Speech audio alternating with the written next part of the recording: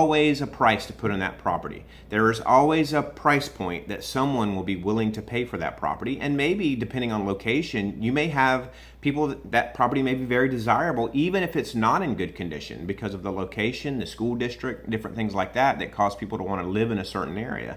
So that's where a real estate professional comes in to be able to do comps on the property, the subject property, take sales that have happened in the last 3 to 6 months, ideally 3 months. If you have to go out 6 months to a year in a slower market, sometimes you have to do that. Or if it's a specialty property that doesn't have a lot of comps, you may have to do that. But ideally 3 months and 3 comps is what you want to compare it to. Very close, as close as possible to the subject property. And you compare those comps and you look at that your property, the subject property compared to the comparables, and you determine what the best asking price for this property is. The danger with overpricing your property, say your property is worth $200,000, and you say, well, maybe I can get $275,000.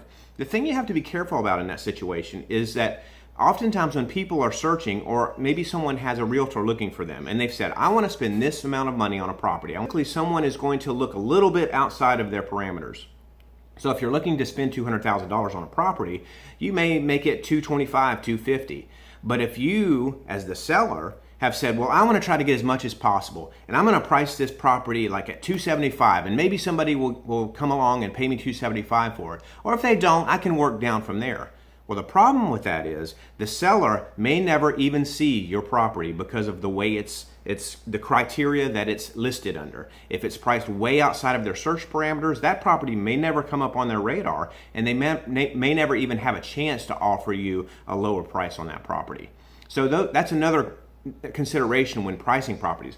What does it compare to? What are the things you're competing against? Or what has the market been doing in the last 3 to 6 months in the kinds of properties that you're selling? And also pricing it properly. Those are all considerations that will help you sell your property quickly and get the price that you should get.